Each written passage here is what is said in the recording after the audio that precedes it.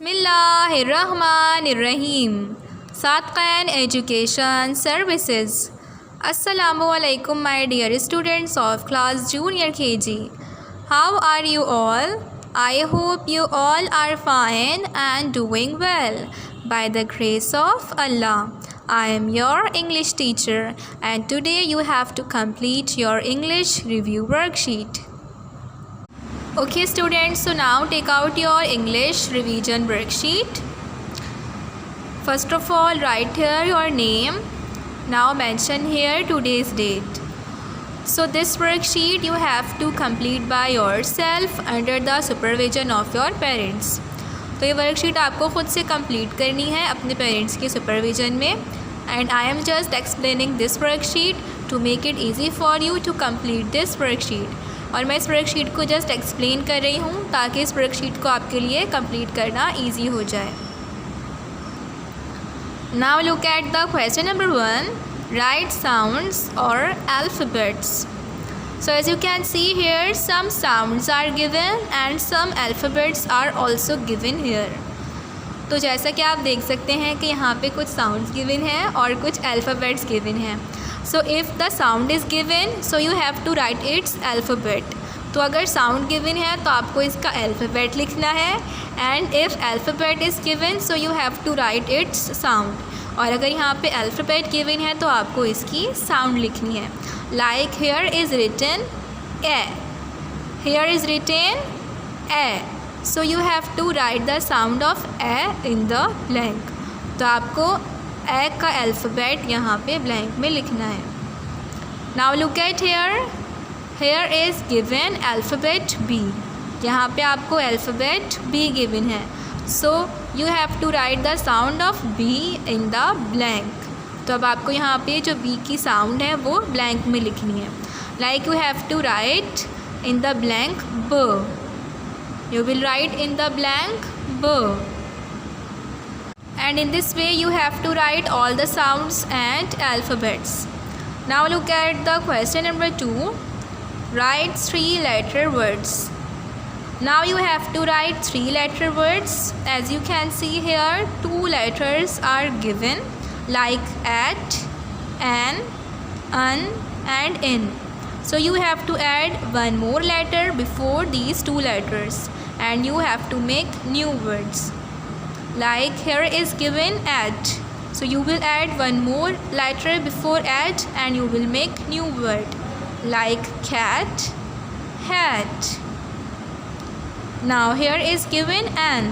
So you will add one more letter before an and you will make new word. Here is given an. So you will add one more letter before an and you will make new word.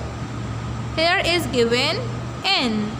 So you will add one more letter before n and you will make new words. So in this way you have to write 3-letter words in the blanks. Now look at the question number 3, concepts. So here some words are given and you have to write their opposites. So opposite words are those words which have exactly different meaning from each other. तो जैसा कि आपको पता है कि opposite words वो words होते हैं जिनकी एक दूसरे से बिल्कुल डिफरेंट मीनिंग होती है, बिल्कुल मुख्तलिफ मीनिंग होती है, तो उन्हें हम ऑपोजिट वर्ड्स बोलते हैं. For example look at here, this is dry. This is dry. Dry means खुश्क. As you can see here this shirt is dry. जैसा कि आप देख सकते हैं यहाँ पे कि जो ये शर्ट है वो ड्राई है. Now look at here, this shirt is not dry. ये शर्ट ड्राई नहीं है. So now you have to write the opposite of dry in the blank. तो अब आपको ब्लैंक में ड्राई का ऑपोजिट लिखना है. Now look at this word, this is out. Out means बाहर. As you can see in the picture that apple is out of the bowl. जैसे कि आप देख सकते हैं कि जो ये एप्पल है वो बोल से बाहर है. Now look eight here, in this picture Apple is not out of the बोल. यहाँ पे पिक्चर में एप्पल जो है वो बोल से बाहर नहीं है. So now you have to write the opposite of out in the blank. Now look at here. Here is written near. Near means करीब. As you can see here, they both are near to each other. जैसा कि आप इस picture में देख सकते हैं कि ये दोनों एक दूसरे के नियर हैं, एक दूसरे के करीब हैं. Now look at this picture. They both are not near to each other. ये दोनों एक दूसरे के करीब नहीं हैं. They both are at a distance from each other. ये दोनों एक दूसरे से फासले पे हैं. So now you have to write the opposite of near in the blank. Now look at the question number 4. Make plural of the given words. So now as you can see here some singular are given. तो जैसा कि आप देख सकते हैं कि यहाँ पे आपको कुछ singular given है. मीन्स यहाँ पे आपको कुछ ऐसी चीज़ें गिवन है, ऐसे एनिमल्स गिवन है जो कि सिंगुलर फॉर्म में है. मीन्स जो कि वन है. Singular means one. And you have to make their plurals. As here some pictures are given which are not in a singular form, which are in a plural form. जैसे कि यहाँ पे आपको कुछ चीज़ों की पिक्चर्स गिवन हैं जो कि सिंगुलर फॉर्म में नहीं है, जो कि प्लूरल फॉर्म में है. Plural means more than one. जब हम एक से ज़्यादा के बारे में बात करते हैं तो हम उसे प्लूरल कहते हैं. So here you have to write the plural. तो अब आपको यहाँ पे प्लूरल्स लिखने हैं. Okay, now look at the question number 5. Rhyming words. ought. So same sounding words are rhyming words. तो जो सेम साउंडिंग वर्ड्स होते हैं वो राइमिंग वर्ड्स कहलाते हैं. इन rhyming words last two letters will remain same and the first letter will be changed. जो rhyming words होते हैं उसमें जो लास्ट के 2 लेटर्स होते हैं वो सेम ही रहते हैं और जो फर्स्ट वर्ड होता है हम जस्ट उसे चेंज करते रहते हैं. So here ought is given, so you have to add one more letter before ought and you have to make rhyming words like hot, caught, and in this way you will write all rhyming words in the blanks. Okay, now look at the question number 6. Make sentences with this is. So now as you can see here some pictures are given and you have to write sentences about these pictures with this is. तो अब आपको this is को use करते हुए जो pictures आपको यहाँ पे गिवन हैं इनके बारे में सेंटेंसेस लिखने हैं. Like this is a picture of net and this is a picture of fish. So you have to make sentence about net and fish with this is.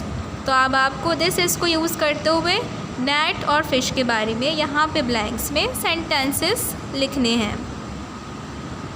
Okay, now look at here. Reading comprehension. Read the short passage and answer the questions. So as you can see here, a short passage is given here. तो जैसा कि अब आप यहाँ पे देख सकते हैं कि यहाँ पे आपको एक short passage given है. So first you have to read this passage. तो सबसे पहले आपको इस passage को read करना है. Then here some questions are also given which are related to this passage.